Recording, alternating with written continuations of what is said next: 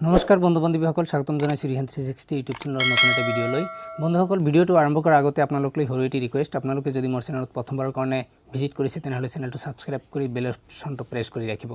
কিয়নো এনে ধৰণৰ ভিডিঅ আপোনালোকক দি থকা হ'ব আৰু আগন্তুক যি 6 শিডিউল এৰিয়া টেট এক্সাম অনুষ্ঠিত কৰা হ'ব সেই টেট এক্সামৰ কাৰণে সম্ভাৱ্য যিবিলাক প্ৰশ্ন আছে সেইবিলাক প্ৰশ্ন আপোনালোকক এইটো চেনেলৰ জৰিয়তে দি থকা হ'ব বন্ধুসকল ডিইৰ ফালৰ পৰা এখনি গুৰুত্বপূৰ্ণ নোটিছ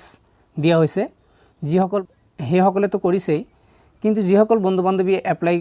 কৰা নাই বা আপোনালোকৰ সিটেটৰ ৰিজাল্টটো যোৱাকালি দিলে গতিকে যিসকল বন্ধু বান্ধৱীয়ে সিটেটৰ ৰিজাল্টৰ ওপৰত ভিত্তি কৰি আছিল যে সিটেটৰ ৰিজাল্টটো লোৱাৰ পিছত যদি এপ্লাই ডেটটো এক্সটেন্ড কৰিলে হয় তেতিয়া হলে তেওঁলোকে আবেদন কৰাৰ সুযোগ পালে হয় গতিকে সেই সিটেট ক্যান্ডিডেট সকলৰ কাৰণে গুৰুত্বপূৰ্ণ আপোনালোকৰ মনত যি আশা পুহি ৰাখিছিলে হয়তো আপোনালোকৰ সিটেটৰ ৰিজাল্ট দি আপোনালোকে ৰিক্ৰুটমেন্টত এপ্লাই কৰাৰ কথা এটা ভাবি আছিল সেই কাৰণে হয়তো চৰকাৰে আপোনালোকক এই সুবিধাটো দিলে গতিকে আপোনালোকে